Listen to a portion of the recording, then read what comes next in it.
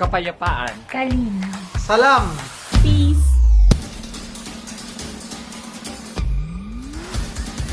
Kalinaw. Agsay. Kalinaw, panaghiusa. Kalinaw. Halilintar. Hagtog. Halilintad. Kapayapaan.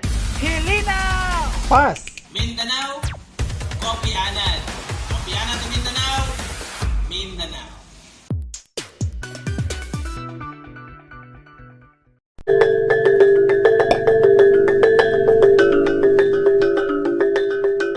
The theme of our celebration this month or this year is the dialogue towards harmony. This means that to promote peace and harmony and bring about peaceful relationships among individuals and communities, there is a crucial need of harmony and peace and dialogue among the followers of different religions in this pandemic situation. Actually, this is the first day of our activities, a week-long virtual activities. Just for you to note, no, this is our first time to celebrate the Mindanao Week of Peace virtually. So actually, we are making history here. Napakalalim yung simbolo ng liwanag sa buhay natin.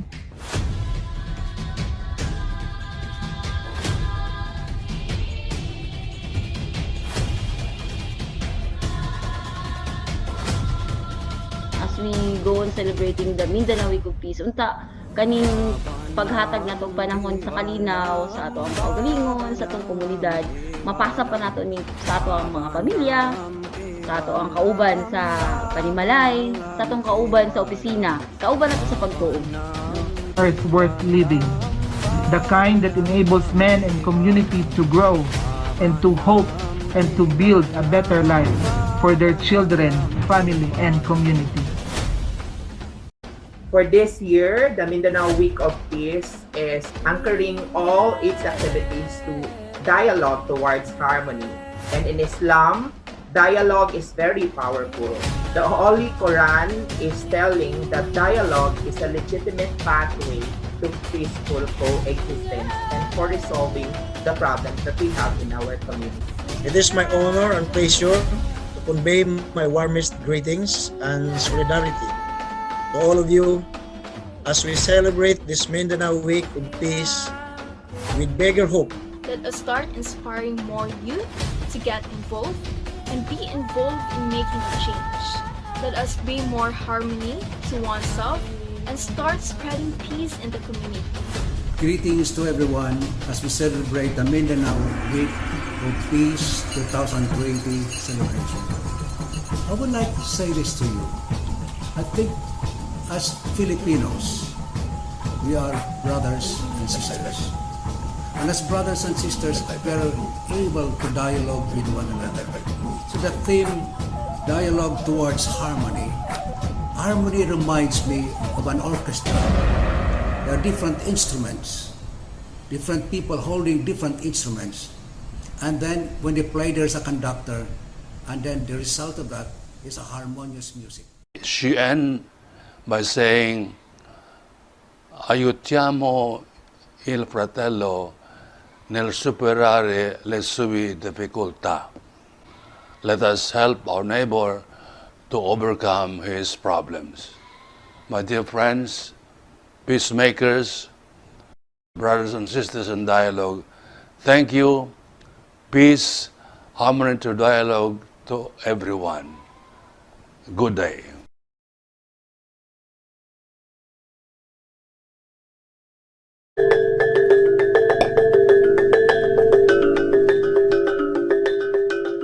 This is really what Tagbo is all about. This is a reunion. When you are good in your studies, you have the credibility to effect change. More than being a student, you are a person, you are human. The volunteerism is a kind of leadership, kind of principle, as a response to a restless heart.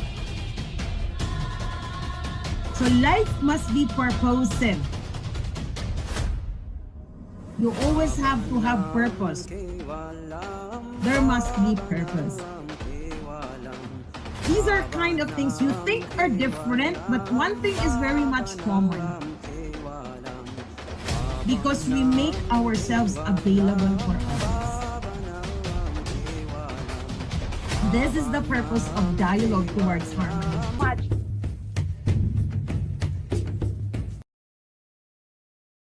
Question. What has been your favorite, Favorite day ever? I think Vivian Kadondot here nag-raise siya ng hand, so she wanted to answer this question. Vivian? Go, Vivian. Birthday! Okay. Why birthday, Vivian? Kay dira nagsugod ang tanan. Alright, so doon nagsisimula ang lahat, no, sa birth.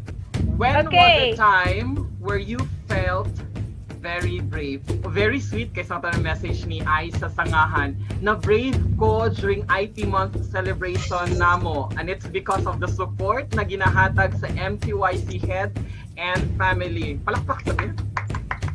Lost in the wilderness, jumping from the high ridge from Jana Dakubor, from Christian, accepting the fact what was done and gone. And also kay Kuya Marlon, no, first time nag-lead po og action song during the MTY PC Peace Camp. So this is fun, guys, and I'm really happy that you actually cooperate with us, participate with us. So we really try to connect the people from Facebook and people from Zoom. So thank you so much.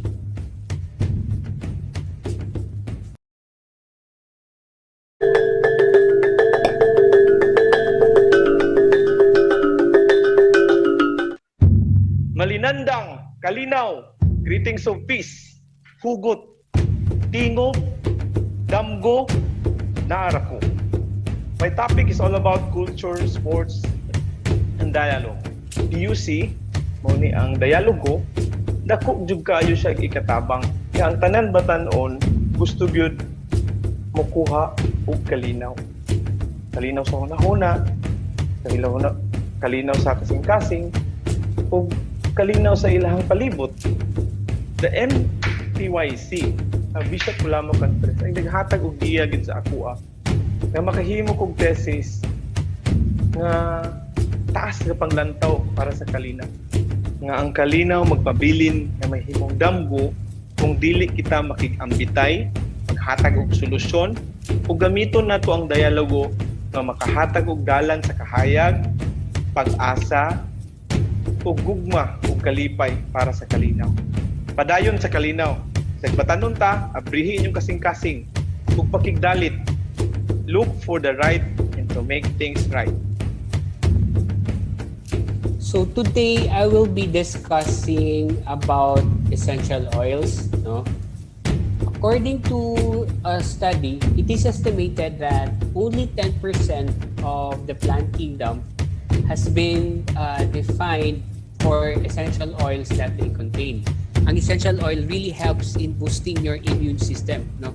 Ang tanan ng therapeutic benefit sa oil magud murag tanan to sila kung gi-mention, tanan sila na ay good for muscle relaxant and pain relief.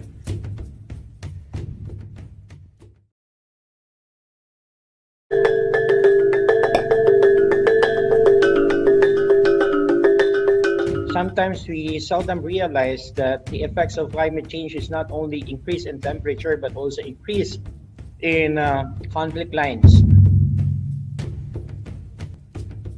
So again, so my answer to that is should be parallel efforts, so different multifaceted efforts to addressing climate change.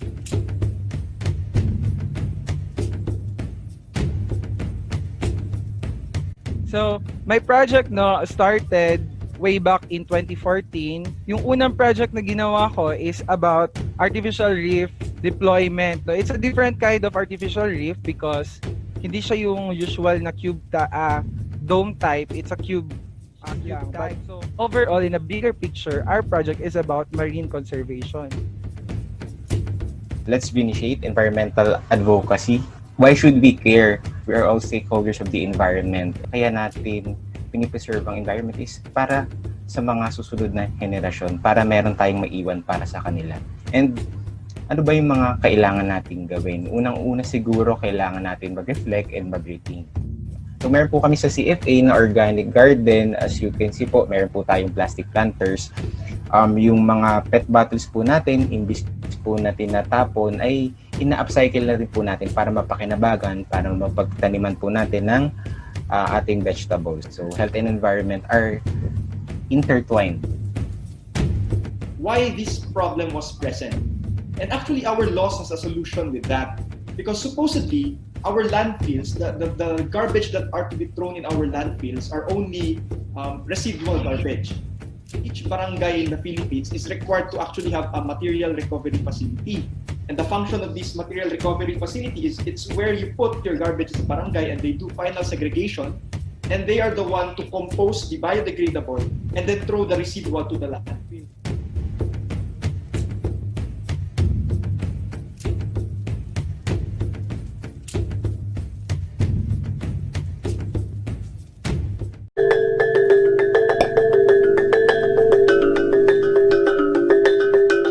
This is the reason why effective youth participation in governance and decision-making processes is important. On behalf of the SDSSU family, I welcome everyone to this training on student leadership this time of the pandemic. May the blessings of God shower unto us. Thank you and have a nice day. You are the 21st century leaders, and you're going out from your comfort zone. In order to succeed, so you have to give value of your position. You give value in the sense kagibutang ka din ha. And you have to activate your mind for the 21st century nga panguna-una as a leader. Never give up. Learning is a continuous process. Hindi dapat itigil ang learning kahit na graduate pa kayo. Magiging leaders pa rin kayo after graduation, after nyo sa posisyon nyo ngayon. Yung mga natututunan natin everyday, mga simpleng bagay lang, either pag nag-accumulate, pag tumagal, mas maganda yun, mas marami tayong natututunan. Qualities of a student leader. Okay, 4 qualities. And there could be hundreds that you can think. And unlimited qualities of a leader, but I'm going to present to you 4 that I think, for me, is essential quality of a leader. So the question is, are you using the social platforms correctly according to your needs? No, I don't want to be biased about how you use the social media platforms, because if you are a businessman, definitely iba ang paggamit mo ng social media. But if you are a student, for example, you need to have a different way of using and maximizing social media. We believe nga naman po yung uban nga dili maka-access of internet, wala sila yung kanang connection. So ang among pamaagi diri is blended learning man na may uban nga mo prefer kay bali nga magkuha og hard copy diri sa eskwelahan. So mag-attach na lang po mi og announcement, mga flyers kay bali ma'am nga mag-join sila sa group para wala na gyud rason nga dili sila ma-reach out.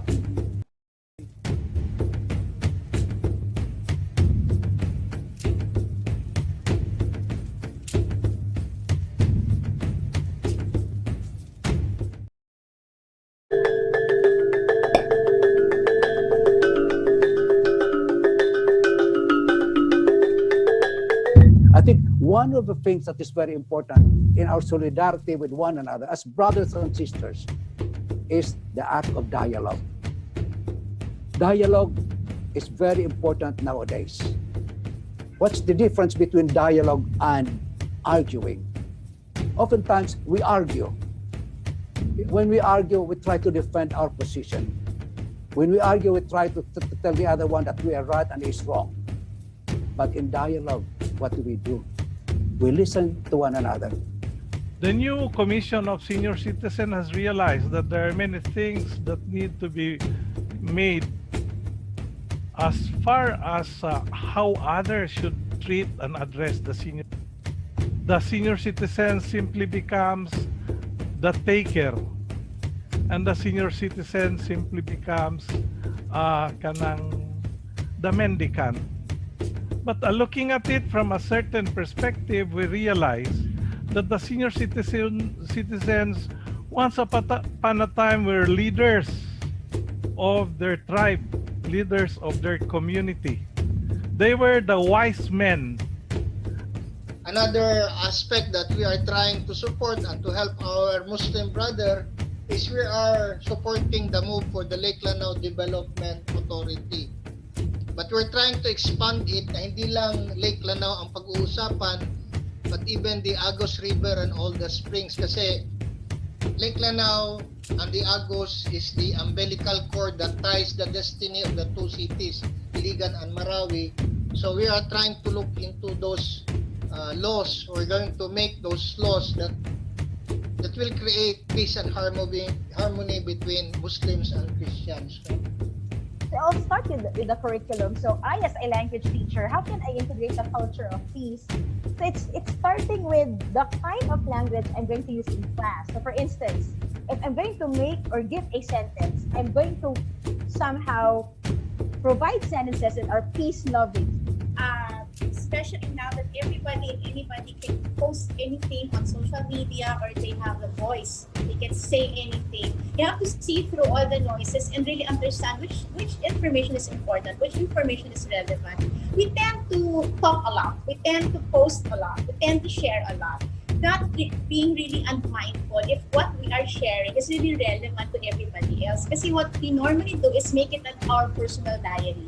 We see what they're wearing, what they're eating, what they're feeling, but nobody really talks about the social discourses that are really necessary. So where is peace in all of these things? Where are the social issues that we need? So a lot of things really changed on how we actually create change in the community. I realized that young people are the following. We are creative, we are technological savvy, we are enduring, and we are outspoken. And that's something that we have to use and make leverage out of this. So with these kinds of leverage, I think that young people should be able to use it to protect peace at all times. Violence against women is also one of the challenges that we are facing at COVID times. The systems, referral pathways, and any mechanisms is also very difficult to access because of communications, because of limitations of mobility. So we rely basically on cell phones, we rely on diway ba, kanang kasabot ba mo sa diway ba, kanang gikan sa ako, pwede ba ni mo sultihan? But of course, that's quite difficult, especially if these issues are very personal. Thank you so much. So this is Lantaw Kalinaw signing off. Kalinaw, Mindanao.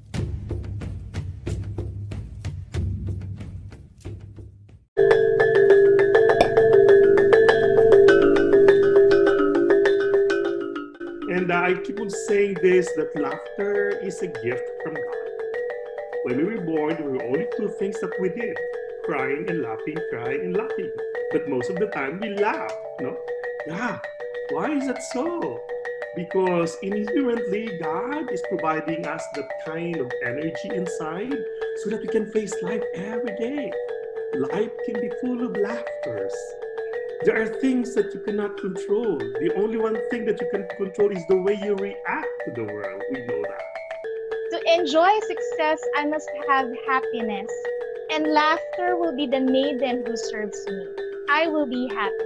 So being happy with the laughter yoga, ito lang talaga yung pwede nating regalo sa sarili natin at sa ibang tao.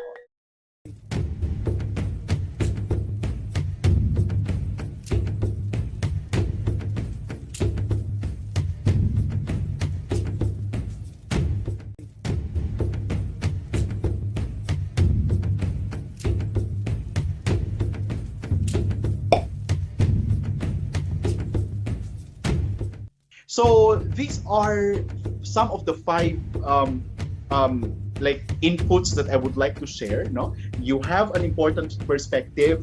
You live in the present and you shape the future. You hold the solutions to the greatest global challenges, and you create new narratives of hope from the communications perspective. And you want to creatively make a difference. kay Pralo, mayroong tinatawag na pre and prior informed consent. Hindi lang yan doon sa batas kung hindi kaakibat dyan yung paniniwala. Through this advocacy, we can actually try to redefine, the historical animosity between the different peoples of Mindanao, and to really see through our, to understand more our differences. And through that, we can learn and understand and reclaim that we are, after all, one people with different cultures, but we do share that universal value of peace and friendship, and of course, love for one another. Get to see and be with these people. It's one of the precious memory that I have with different kinds of faith. The experience that when you sit down and you hear them talking about their faith, I remember those times when I was sitting down with my lola. It's like, it does sounds like my faith. So dun ko talaga nakita na as Christian, when you're raised to be someone who respect other religion, you get to see na magkakapatid talaga tayo. We're tied in one tree. What I got from there is that faith and culture are always linked together. I think they are not, they can't be separated because faith defines culture or builds culture. Into conflict resolution and turn into conflict transformation. This is the basis of peace. That prior to any experiences that they will experience, they will be brief. This is what you're going to experience. Ito yung makikita mo. You might judge people, but you have to understand that the door in understanding is first you have to open yourself to any. By one of the verses from the Holy Quran, God says in the Surah Al-Hujurat that we created you into different nations and tribes so that you may know one another. The Filipino youth is vital in nation building as well as in community building. They also play an important role in fostering social change. Start one step at the time. Isa-isa lang para hindi kayo ma-overwhelm. Sabi dapat yung SMART, specific, measurable, attainable, realistic, and time-bound. I hope that you can inspire others to act as well. Education Foundation for Asia, as a development communication family, believes that we can change the world one story at a time. And that communication is storytelling. All throughout during the 7-day daily celebration of the Mindanao Week of Peace 2020, we have heard and seen stories of triumphs and challenges. And these stories ignite our wills to continue what we have started.